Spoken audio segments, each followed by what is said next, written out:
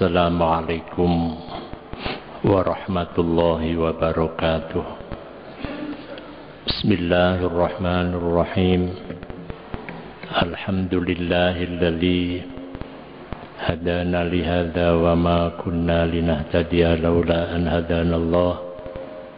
Wassalatu wassalamu ala Rasulillah wa ala alihi wa sahbihi wa man tabi'ahu wa wala. La haula wa la quwwata illa billah, amma ba'd. Qala Allah ta'ala fi kitabihil karim wa huwa astaqul qailin. A'udzu billahi minasy syaithanir rajim. Bismillahirrahmanirrahim. Innal ladzina qalu rabbuna Allah tsumma istaqamu تتنزل عليهم الملائكة ألا تخافوا ولا تحزنوا وأبشروا بالجنة التي كنتم توعدون. صدق الله العظيم. Para jamaah, mari kita awali pengajian kita dengan bersama-sama membaca Ummul Quran dengan harapan semoga ilmu yang kita kaji menjadi ilmu yang manfaat, rizki yang telah kita terima menjadi rizki yang barokah, anak cucu kita menjadi solih dan solihah, dan apabila besok kita dipanggil oleh Allah, kita mendapatkan husnul khotimah. Ala hadhihi niyah wa ala kulli niyatin solihah. Al-Fatihah.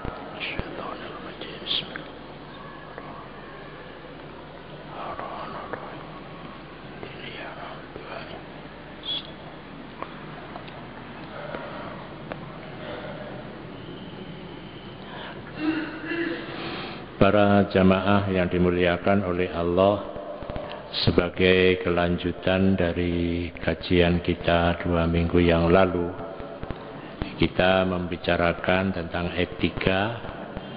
Yang pertama kali adalah etika, membahas tentang etika dengan guru kita. Jadi yang kita bahas adalah etika atau tata krama dengan guru-guru kita. Kemarin kita membahas tentang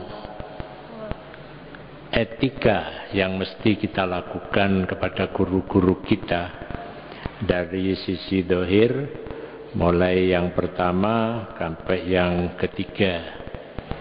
Sekarang kita membahas yang keempat, bahwa kalau kita bicara etika di dalam Islam, itu juga mengajarkan etika. Karena Nabi mengatakan, innama bu'ithu liutammima makarimal akhlak. Hanya saja atau bahwasanya saya diutus hanyalah untuk menyempurnakan akhlak yang mulia. Jadi menyempurnakan etika yang mulia. Berarti dari situ bisa kita pahami ada etika yang mulia, ada etika yang mulia yang sempurna. Berarti ada 2 kategori. Ya, dulu sudah saya sampaikan mengapa Nabi menyebutkan begitu. Karena pembahasan tentang etika jauh sebelum Islam, sebelum Nabi diangkat, Muhammad diangkat sebagai Nabi, pembahasan itu di Mesir kuno, di Yunani kuno sudah ada. Karena itu bagian dari pembahasan filsafat. Hanya saja Nabi karena kedudukannya berbeda dengan mereka, maka pemikiran mereka tentang baik buruk itu bisa diterima di dalam Islam. Hanya dalam Islam disempurnakan. Jadi yang baik itu disempurnakan, yang tidak baik tidak perlu disempurnakan, ya mesti dirubah gitu. Tapi yang baik itu ada yang baik yang sempurna gitu. Nah, para jamaah yang dimuliakan oleh Allah, maka dari situlah para ulama ahli tasawuf itu membagi etika itu menjadi 3 bagian, ada 3 strata, yakni strata awam, ya seperti kita ini masuk dalam kelompok awam, kemudian ada strata khawas, ada strata khawasul khawas. Jadi strata khawas itu sudah mendekati sempurna, tapi kalau khawasul khawas itu sudah menjadi sempurna atau sangat sempurna. Kalau kita ini hanya tingkatannya baik gitu saja, tapi belum sempurna gitu. Nah, kita mencoba bagaimana mesti kita membicarakan 3 tingkatan itu. Nah, yang keempat dari pembahasan kita yang terakhir tentang etika terhadap guru-guru kita, yakni dawamu huduri majlisihi. Kita harus langgeng hadir di majelisnya. Jadi guru kita ini tidak hanya satu, guru kita itu banyak. Maka memang di dalam Islam orang telah diajarkan, kita telah diajarkan guru itu tidak hanya satu, ya. Tapi guru kita ini harus banyak, supaya kita memahami bagaimana pandangan masing-masing guru terhadap sesuatu. Jadi melihatnya bisa berbeda-beda. Di situ akan memberikan wawasan kepada kita tentang perluasnya memiliki keluasan wawasan. Gitu. Jadi memiliki keluasan wawasan. Kita tidak sempit di dalam memahami suatu pandangan agama, tapi kita memiliki memahami dari berbagai sudut pandang gitu. Sehingga yang terjadi kita tidak menjadi ekstrim. Mengapa kita menjadi ekstrim? Karena tahunya satu ya dipakai satu gitu. Lainnya tidak, apalagi kalau yang lain disebut salah gitu. Yang lain disebut bid'ah, yang benar menurut agama ya saya, tidak begitu. Ya kita harus melihatnya dari berbagai sudut pandang gitu. Nah, jadi kita yang keempat adalah melanggengkan hadir pada majelis guru itu. Ya. Maka dengan begitu kita perlu mengulang-ulang ya pertemuan kita dengan guru kita. Jadi tidak hanya satu kali belum cukup, tapi kita harus terus membaca, memahami apa yang disampaikan itu. Karena bagaimanapun setiap orang akan memiliki cara pandang terhadap sesuatu itu berbeda itu. Nah, kalau kita ini berulang-ulang bertemu, maka pada gilirannya kita akan mendekati bertemu dengan guru itu. Mungkin itu bertemu secara fisik, kalau kita sekarang ya seperti ini pertemuan secara fisik. Tapi sekarang karena ada media elektronik, bisa pertemuannya itu dengan mendengarkan radio. Karena siaran kita ini kan ada radio yang bisa diterima di rumah, maka bisa itu diulang-ulang di pertemuan kita. Kalau kita tidak di rumah, kita di perjalanan, maka kita bisa nyetel HP kita. Jadi HP kita kan ada radionya, itu bisa kita setel. Kalau tidak, kita sedang naik mobil, selama jangkauan itu cukup, bisa kita setel. Jadi walaupun kita kemana saja karena ingin bertemu dengan guru, karena mengulang-ulang pertemuan itu akan menjadikan diri kita lebih memahami cara berpikir seorang guru itu.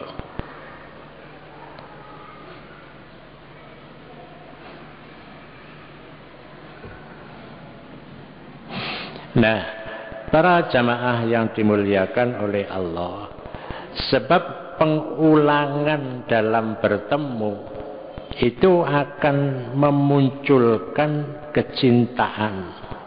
Ya, jadi akan memunculkan kecintaan. Ya, kalau kita sudah memiliki rasa cinta, maka yang terjadi adalah ilmu yang kita dengar, kita kaji, itu akan bisa kita serap. Betul.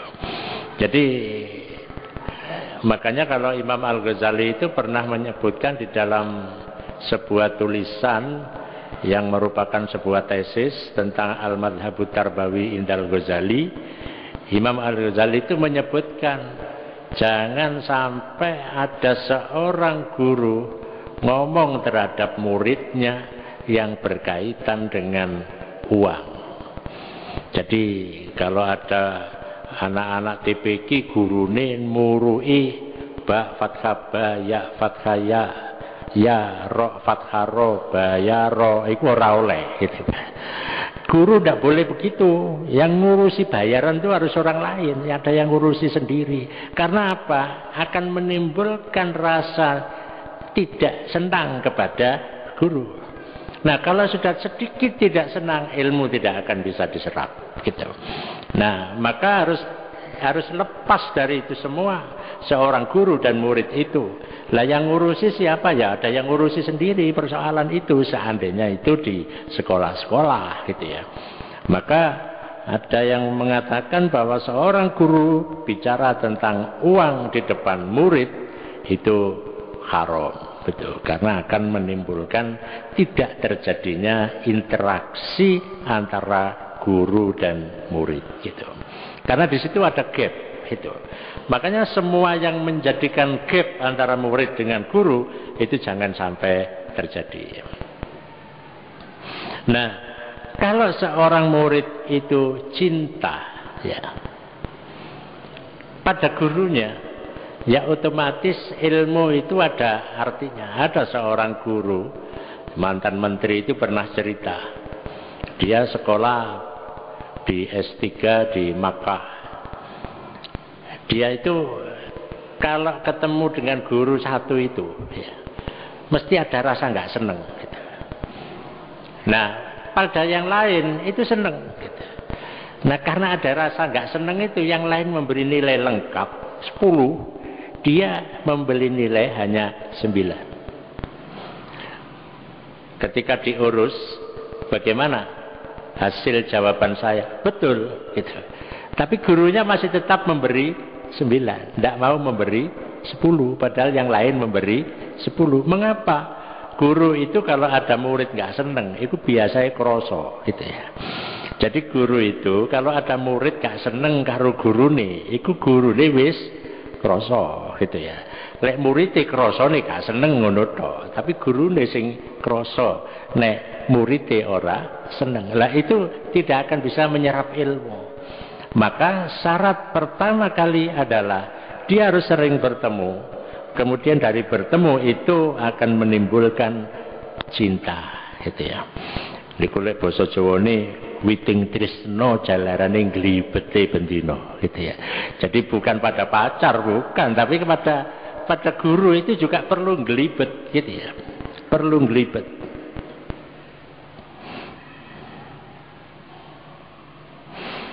Makanya seorang ulama mengatakan bahwa ketahuilah sesungguhnya seorang pencari ilmu itu tidak bisa mendekati untuk bisa wusul ilallahi ta'ala selain dengan duduk pada seorang guru yang arif billah. Jadi arif billah secara spesifik, siapakah orang dikatakan arif billah? Itu bisa arif dari segi logika, kenal Allah dari logika, secara logika, ada kenal Allah dari sisi hati. Jadi bil burhan di sini bil iyan. Kalau bil burhan, apakah seorang itu semua kenal? Bisa. Setiap orang itu arif billah, kenal Allah. Tapi dengan keterangan-keterangan. Umpamanya dia mempelajari sebuah teori wujud umpamanya. Ya, sesuatu yang wujud itu mesti ada yang mewujudkan. Tidak ada sesuatu yang wujud, tidak ada yang mewujudkan. Nah, ini wujud, ini yang mewujudkan, ini wujud, ini terus begitu sampai akhir. Berarti ada yang disebut dengan al-wujudul awal. Jadi yang wujud yang pertama. Nah, karena logika tidak mau kalau itu tidak selesai, mesti harus ada penyelesaian. Kalau ada yang wujud, mesti ada yang mewujudkan. Pastilah ada al-wujudul awal. Itu teori wujud. Kalau teori sebab akibat, akibat ini sebab ada akibat, ada sebab, ada akibat, sampai pada namanya disebut al-musabbibul awal, sebab-sebab penyebab pertama. Jadi adanya kita itu karena ada bapak kita, adanya bapak kita karena adanya mbah kita, terus begitu sampai ada yang namanya al-musabbibul awal, penyebab yang pertama. Itu menggunakan logika gitu. Jadi teori sebab akibat atau teori kausalitas. Tapi ada orang itu kenal Allah itu pilihan dengan mata hati. Nah, bagaimana seorang itu bisa kenal Allah dengan mata hati? Ya, itu ada beberapa cara. Dia harus melakukan riyadhah. Dia harus banyak berzikir. Dia harus punya wiridan tertentu. Dia harus sering membaca Al-Quran. Dan dia harus selalu berdoa kepada Allah. Makanya tradisi ulama Ahlussunnah wal Jamaah itu dia selalu mengajarkan setiap ada perubahan keadaan di situ mesti kita tidak lepas berdoa gitu.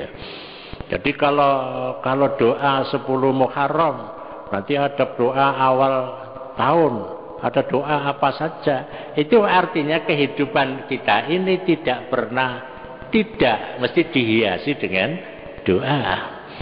Nah, kalau 10 Muharram kita puasa, kemudian besok 9 Muharram kita puasa, doa 9 Muharram apa? Gitu. Ya, doa 10 Muharram itu diulang, dibaca lagi kan gitu. Jadi ada doa-doa terus gitu.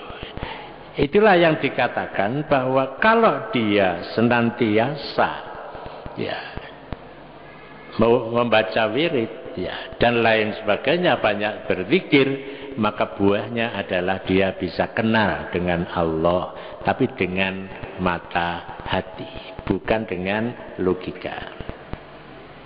Nah, maka kita hendaknya kalau mendekati guru di dalam majelisnya, itu tidak lain adalah niatan kita supaya kita ini ketularan ilmunya, termasuk ketularan ma'rifatnya kepada Allah. Makanya kalau Nabi pernah mengatakan bahwa daripada hamba Allah itu, di antara hamba Allah itu ada seorang yang diberi cahaya. Jadi dari wajahnya itu ada cahaya yang muncul. Apabila Anda melihat dia, maka cahaya yang diberikan oleh Allah kepada orang itu, hambanya itu, maka akan terimbas pada diri kita. Itu. Makanya ada satu riwayat, mungkin pernah saya sampaikan di sini, seorang ulama namanya Suhrawardi yang mengembangkan thariqah Suhrawardiyah yang tidak sampai ke Indonesia. Itu satu ketika dia sholat Jumat, dia sengaja berada di luar masjid. Ya. Perlunya apa? Dia pada saat itu ingin melihat wajah orang yang keluar dari masjid. Jadi setiap orang yang keluar dari masjid itu diwasno kabeh. Lombok menawa ada seorang satu yang kemudian dia bersinar, menatap wajahnya, maka sinarnya itu akan terimbaskan. Gitu. Ketika dia ditanya, mengapa Anda kok selalu memperhatikan orang yang keluar dari masjid? Gitu. Ya karena Rasulullah menyatakan di antara hamba Allah itu ada seorang yang diberi cahaya wajahnya. Apabila engkau menatap, maka engkau akan terimbas dengan cahaya yang diberikan oleh Allah gitu. Nah, para jamaah yang dimuliakan oleh Allah, dengan demikian kalau kita ini berada pada majelisnya, itu diharapkan cahaya yang mungkin ada diberikan oleh Allah kepada guru itu terimbas kepada kita. Mungkin kita memaknai cahaya, ya ilmunya itu gitu. Ilmunya itu yang masuk pada diri kita melewati wajah kita. Oleh karena itulah al-julusu ma'al arifi billahi afdalu minal uzlah. Jadi duduk dengan seorang yang arif billah itu lebih baik daripada uzlah. Uzlah itu ada orang yang dia tidak mau ikut rame-rame di kutha, segini maksiat tok kutha itu gitu ya. Uzlah nang Gunung Kawi kono gitu. Tapi wong Gunung Kawi yang gini maksiat kok saiki. Endi ana wong TV yang ndukur salurannya lewat ndukur, ya lek biyen salurannya lewat isor kan gitu. Sekarang salurannya lewat atas itu. Kalau dulu ketika Islam itu mau menyerang daratan Tiongkok ya, itu terhalang karena ada tembok Cina, sehingga orang-orang Turki itu terdampar di sana. Ya. Nah, kalau sekarang kan tidak. Ya, senjatanya itu kan lewat udara gitu. Jadi masih Iran dengan Israel itu jauh gitu ya. Israel itu sudah siap untuk menyerang dengan senjata yang lompat itu. Nah, Iran juga begitu sama. Dia juga sudah siap senjata nuklir yang akan diterjunkan di Israel. Jadi bodoh, Pak. Makanya dulu ketika Nahdlatul Ulama dalam rangka mencegah supaya faham selain faham Ahlussunnah wal Jamaah dalam bentuk buku itu tidak bisa masuk menjadi programnya. Tapi sekarang kan tidak bisa, Pak. Sopo sing ngate bendung internet? Ya tidak bisa. Makanya di Indonesia ini sekarang kan paham itu kan sudah macam-macam itu. Ya paham macam-macam. Yang paham jenggoten, paham celana cekak, ya macam-macam gitu ya. Cuma sing paham brengosen ya nggak ada itu, Pak. Gitu ya. Nggak ada. Kecoba wong Malang di wong Madura gitu ya. Ya. Para jamaah yang dimuliakan oleh Allah. Nah, wal uzlatu afdalu minal julusi ma'al awam al-ghafilin. Sedangkan uzlah ya menjauhi, itu menjauhi jauh dari masyarakat itu lebih baik dari duduk ya beserta orang awam yang mereka itu lupa berzikir kepada Allah.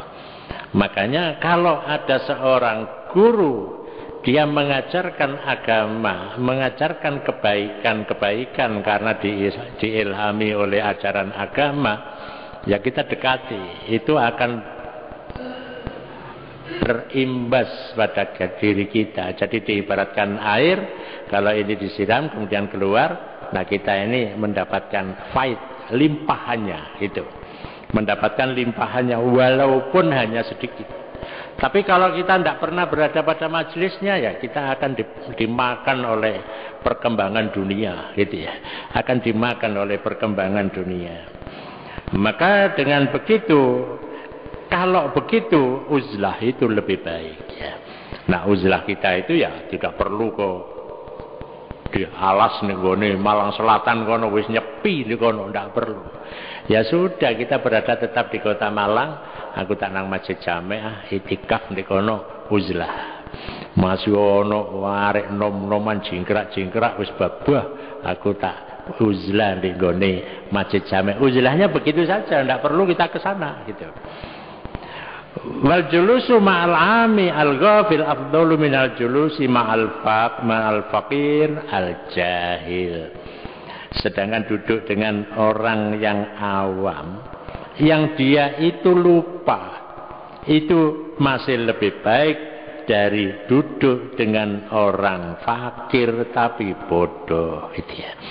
Jadi artinya bahwa kita di dalam posisi sebagai seorang yang awam, maka kita hendaknya berusaha mendekati dengan guru kita. Paling tidak kita punya waktu ya dalam satu hari untuk bisa dekat dengan guru kita sesuai dengan waktu yang lowong yang tersedia pada diri kita. Jangan sampai tidak ada waktu untuk usul ya bi ulama illa, dengan ulama Allah. Jadi kita harus punya waktu. Makanya mengapa kalau kita ini setiap minggu wajib sholat Jumat, ya wajib. Jadi yang sekali itu bertemu dengan guru itu wajib. Sehingga kalau ada orang itu sampai 3 kali gak Jumatan, itu menurut hukum Islam dia wajib dicambuk itu. Jadi ada sanksi hukum gitu.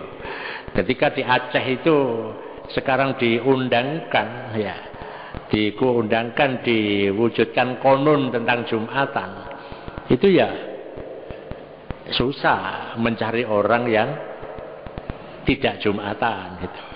Bahkan saya pernah guyon, kita ini kalau bicara tentang Jumatan kan masih melihat, memahami bahwa malaikat itu setelah subuh orang-orang itu semenjak keluar dari masjid sholat berjamaah, malaikat mulai berada di pintu gerbang masjid gitu. Untuk apa? Mulai membuka daftar hadir. Jadi untuk memulai membuka daftar hadir, sapa sing teko dhisik oleh ganjaran unta, sapa sing teko nomor 2 oleh ganjaran sapi, sing nomor 3 oleh ganjaran wedhus gitu. Sing nomor 4 pitik jago, nomor 5 pitik babon, nomor 6 endok gitu. Jadi kita kan sampai di situ saja memahami hadis itu. Padahal ini ada isyarat bahwa masjid itu harus ada manajemennya gitu. Jadi setiap masjid harus ada daftar hadir. Jadi mulai pagi itu petugas sudah menyiapkan daftar hadir. Masa sih dipercaya nonang malaikat gitu ya. Nah, takmire sing kudu menyiapkan daftar hadir. Perlunya apa? Kalau ada orang yang enggak Jumatan itu kelihatan gitu. Nah, berarti kalau begitu ya umpamanya di Kota Malang ini ada perda tentang itu, maka masjid di Kota Malang ini harus ada daftar hadir yang online gitu ya. Daftar hadir yang online. Masjid Jame, kemudian Masjid Kuba, Masjid Khotijah, Masjid Idul Pasar, itu ada daftar hadir yang sifatnya online. Nanti bisa dibaca itu. Oh, ini tidak hadir.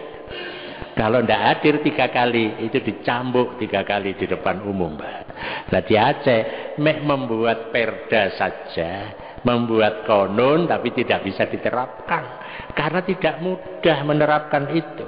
Ini kan menggambarkan orang bertemu dengan guru sekali setiap minggu itu wajib. Gitu. Kalau dia sekali saja, itu sudah dikatakan dia telah mengingkari perintah Allah. Kalau dia 3 kali dia murtad, wajib dicambuk 3 kali. Gitu ya, wajib.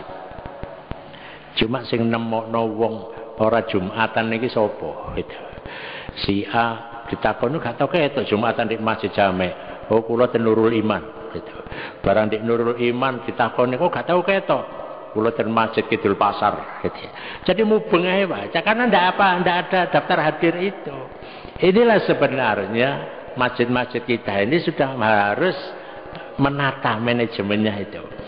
Ini si A dan jadi bukti yang paling gampang itu kalau tanda tangan daftar hadir kan gampang digoroi, Pak. Tapi kalau idik jari itu yang nggak bisa digoroi. Jadi ini kelihatan. Jadi umpamanya online sa Indonesia itu ketok. Kalau itu terjadi ya kecuali kalau kemana Anda kok nggak Jumatan? Saya pergi ke Jakarta. Wis ora wajib Jumatan kan gitu. Ya tidak wajib Jumatan. Tapi kan sekarang masjid itu kan banyak. Jadi masjid itu banyak. Di bandara pun juga ada masjid. Ya kalau dulu tidak ada masjid Saiki nang Malang, Surabaya di dalan sampai nitung lek nggawa kendaraan dhewe piro masjide. Wakeh gitu. Jadi Malang Dampit itu berapa masjidnya yang di tepi jalan gitu. Iku durung sing ndek jero kan begitu. Nah, jadi kalau begitu ya ndak ada alasan untuk tidak Jumatan gitu. Para jamaah yang dimuliakan oleh Allah ya.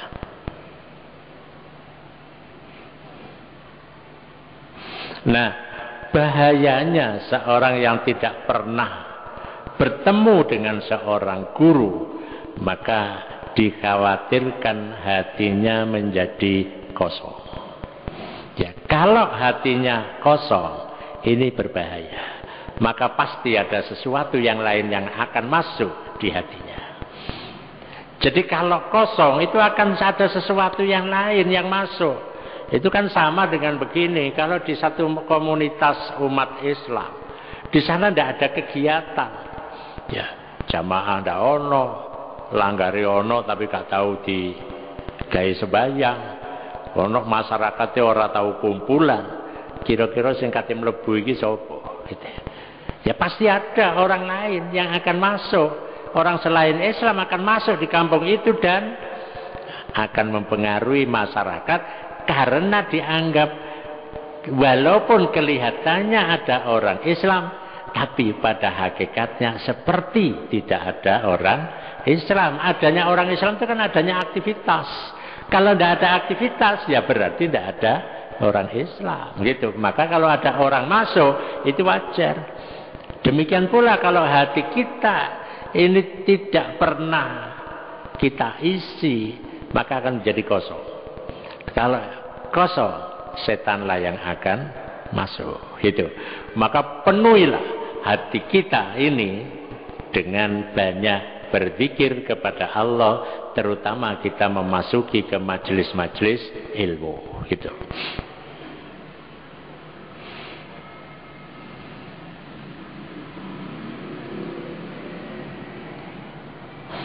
Para jamaah yang dimuliakan oleh Allah, maka dari situlah pentingnya secara zahir kita ini harus selalu bertemu dengan guru-guru kita. Pokoknya kita harus punya waktu untuk bisa bertemu dengan guru kita. Kita lanjutkan sekarang tentang tata krama etika secara batiniah. Jadi 4 etika yang berkaitan dengan dohiriyah, yang berkaitan dengan hubungan kita dengan guru kita, kita sudah selesaikan. Sekarang kita lanjutkan dengan etika secara batiniah. Yang pertama, kita harus meyakini kesempurnaannya. Jadi i'tiqadu kamalihi, meyakini kesempurnaannya. Karena dia itu seorang yang ahli di dalam mendidik dan menjadikan kita ini berwawasan, kalau dalam bahasa kita, supaya kita ini kita diwong sing tuwa gitu ya. Karena guru itu kan selalu menyepuh loh, nyepuhi kita gitu. Kalau kita tidak pernah dicas, maka sepuhannya itu akan hilang gitu. Maka kita harus yakin bahwa guru kita itu adalah orang yang sempurna. Karena dia adalah seorang yang selalu mendidik kita dan menjadikan kita ini menjadi seorang yang tua. Tua dalam pengertian ilmu niku ilmu tua.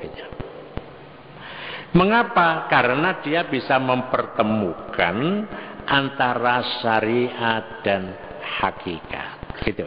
Jadi bisa mempertemukan, menjelaskan bahwa ada syariat dan ada hakikat. Tidak syariat saja, tapi juga hakikat. Antara wabaina jadzbin wa sulukin, antara suluk, Jadi ada jadbun itu ditarik, wasulukin dan ngamba, ada berjalan dan ditarik. Itu apa itu maksudnya? Nanti akan saya jelaskan. Ya. Para jamaah yang dimuliakan oleh Allah. Jadi seorang guru, syekh itu ya, dia itu mempunyai keistimewaan. Jadi bagaimanapun dia itu punya keistimewaan yang tidak sama dengan keistimewaan yang diberikan kepada kita. Karena setiap orang itu pasti ada keistimewaan. Tapi kita harus yakin bahwa guru kita itu memiliki keistimewaan yang lebih. Maka dari sinilah bisa dikatakan mengapa kita ini harus meyakini kemuliaan guru, karena dia itu ahli mendidik kita dan dia itu memiliki keistimewaan. Apa yang menjadikan dia istimewa? Dia bisa mempertemukan antara syariat dan hakikat. Kalau dalam pandangan Imam Al-Ghazali, bahwa kita belajar itu tidak cukup syariat, juga tidak cukup hakikat. Dua-duanya harus dipelajari. Makanya ada satu pandangan begini, man tafaqqaha walam yatasawwaf faqad tafassaqa. Wa may yatasawwaf wa lam yatafaqqah faqad tazandaqa. Wa man jama'a bainahuma faqad tahaqqaqa. Itu. Siapa yang bersyariat tanpa memahami hakikat, dikhawatirkan dia akan menjadi orang yang fasik. Ya. Jadi menjadi orang yang fasik. Orang itu menunaikan sholat, hanya syariatnya saja. Kelihatannya itu sholat, tapi ternyata pikirannya tidak sholat. Begitu dia sholat, pikirannya ini kacau, gitu ya. Begitu salam langsung pergi, gitu ya. Nah itu dalam pandangan ulama ahli tasawuf, orang begini ini orang yang fasik, gitu. Nah kalau dia itu bertasawuf, dia bertasawuf hanya mengkaji hakikat tanpa syariat, maka dia menjadi seorang yang zindik, telah keluar dari Islam. Gitu. Jadi ono wong tidak sembahyang gak gelem, aku sembahyang, tapi gak tahu jengkulat-jengkulit, gitu ya. Ora tahu ruku, ora ketok, ngaku sembahyang. Kan sembahyang itu hakikatnya kan madepe ati, rasa ya, rasa cipta lan karsa marang Gusti Allah iku cukup, gak perlu ada gerakan, gitu. Lah orang yang begini ini kebatinan, gitu.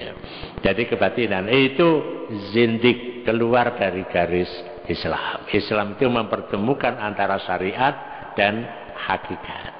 Yo sembah rogo, yo sembah rasa, yo sembah cipta, yo sembah karsa, gitu. Jadi ya akal, hati, emosi itu diajak semuanya untuk menyembah kepada Allah bersama-sama ketika fisik ini menyembah. Jadi tidak boleh nyembah niku salatnya fisik kita, tapi hatine ora melu salat. Makanya dalam Al-Qur'an itu disebutkan fawailun lil musallin, cilaka wong sing salat. Ya maksudnya salat itu mek raga tok, gitu loh. Tapi bukan fawailun lil muqiminas shalah. Ora ono kalimatnya mboten ngoten. Cilaka bagi orang yang menegakkan salat. Tidak begitu. Tapi kalimatnya orang yang salat, gitu saja. Bukan orang yang menegakkan salat.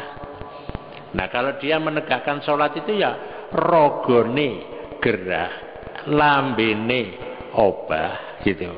Atine yo katut, pikirane yo katut, emosine katut. Nah, mempertemukan itu dalam satu gerakan itu susah. Makanya kalau konsep di dalam ilmu tasawuf tentang ibadah itu harus melalui mujahadah yang akhirnya bisa musyahadah. Mujahadah itu usaha keras. Engko ambek Gusti Allah dipun paringi kesempatan bisa musyahadah. Musyahadah itu nyekseni Gusti Allah gitu. Menyaksikan bahwa di depan kita itu ada Allah gitu. Nah, itu pengertian li jam'ihi baina syari'atin wa haqiqatin. Orang yang begini ini bisa mengumpulkan antara syariat dan hakikat gitu. Nah, keistimewaannya lagi apa? Dia bisa mengumpulkan antara jazbun wa sulukun gitu. Kalau orang sering menyebutkan itu jazab, jazab atau majdub. Jadi begini Pak, kita ini kan berusaha bertemu dengan Allah. Berusaha itu namanya mujahadah. Tapi kita akan ditarik oleh Allah. Ini usaha, itu namanya suluk. Bisa disebut dengan riyadhah, bisa disebut dengan mujahadah. Usaha keras. Nah, nanti kalau kita sudah usaha keras, oleh Allah nanti akan ditarik. Kita berusaha dekat dengan Allah, maka akan didekatkan kita ini oleh Allah kepada Allah. Gitu. Jadi kalau ada orang itu begitu asik di dalam melakukan sholat, di dalam menunaikan sholat, itu karena apa? Karena dia sudah berusaha pada saat itu dia ditarik oleh Allah untuk bisa didekatkan kepada Allah. Karena kita ini kan sifatnya usaha cedek marang Gusti Allah. Ana dene kita engko ditarik, ya kita bersyukur. Nah, bahayanya kalau ada orang karep cedek tapi dicedekno lah, itu dia berada pada alam yang lain, akhirnya bingung gitu. Makanya banyak orang yang majdub itu ya orang yang gila gitu ya. Orang awam itu melihatnya wong iku wis berubah pikir karena dia berada pada alam yang dia tidak siap berada di situ. Nah, kalau kita ini sudah siap, maka ketika ditarik, maka pada saat itu kita akan bisa merasakan nikmatnya dekat dengan Allah. Itu nikmatnya itu muncul nanti diberikan oleh Allah kepada kita.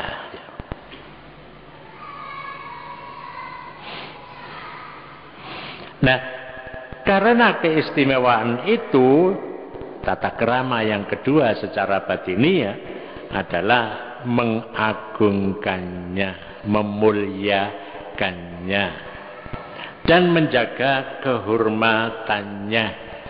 Jadi menjaga kehormatannya, baik dikala dia gaib, dia tidak ada di hadapan kita, apalagi ketika hadir. Karena ternyata ada orang itu hormat pada guru itu hanya ketika hadir, tapi setelah gaib, setelah tidak hadir, itu sama sekali tidak pernah dihormati, malah dilecehkan, gitu ya, malah dilecehkan. Nah, selanjutnya dia hendaknya, maksud saya kita hendaknya itu selalu mendidik hati kita.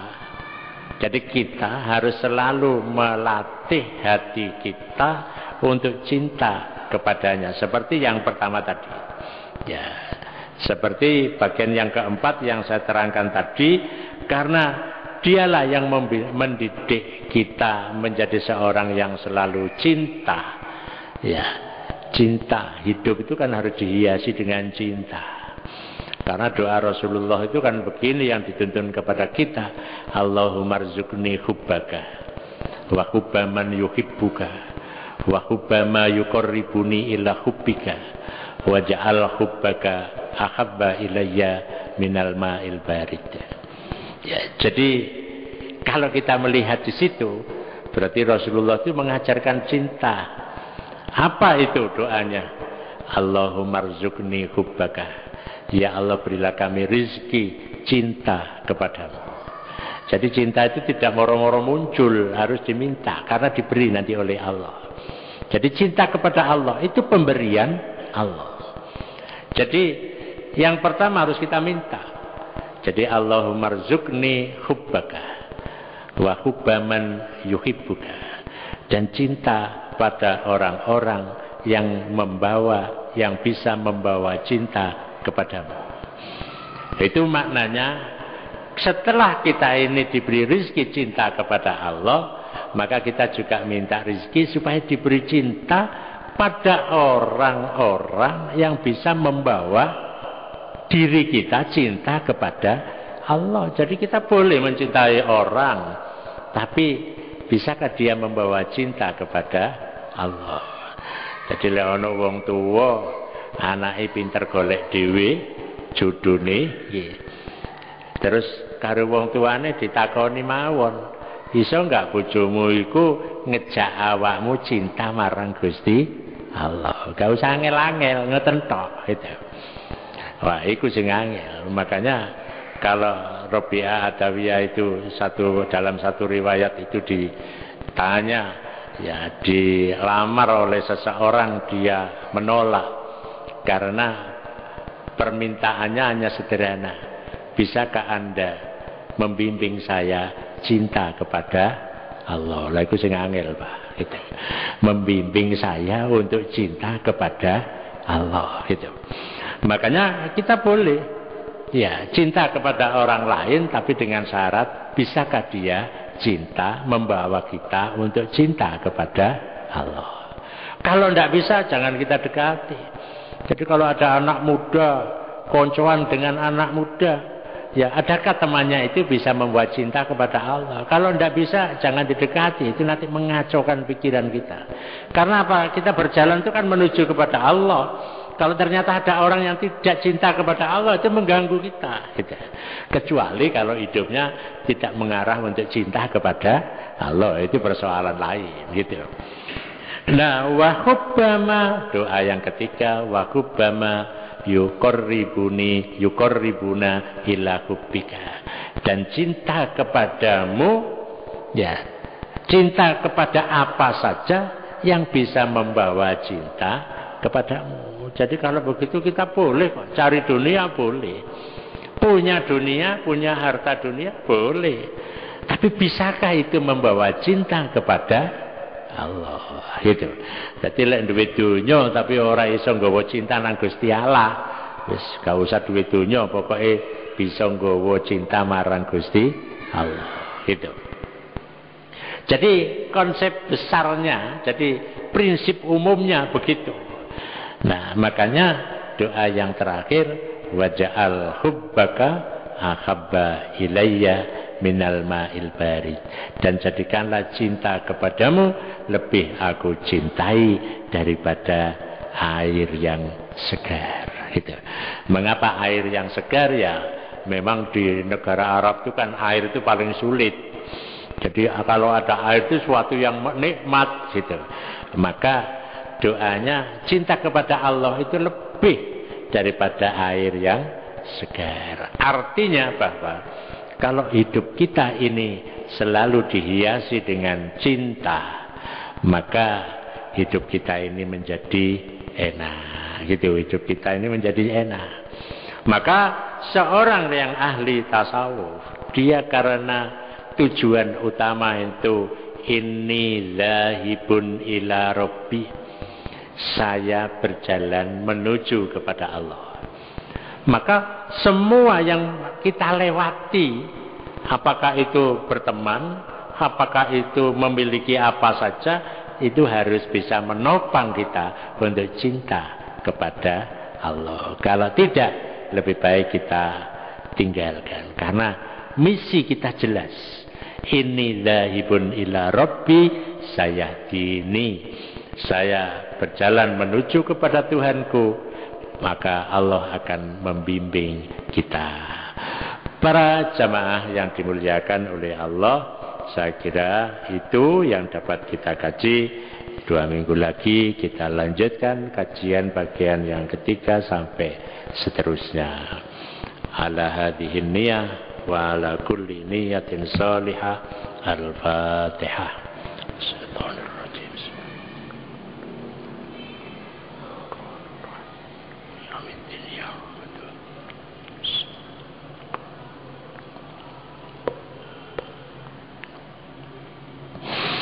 Bismillahirrahmanirrahim.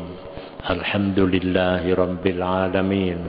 Allahumma salli wa sallim wa barik ala Sayyidina Muhammadin wa ala alihi wa sahbihi ajma'in. Allahumma arzuqna fahman nabiyyin wa khidlal mursalin wa ilhamal malaikatil mukarrabin birahmat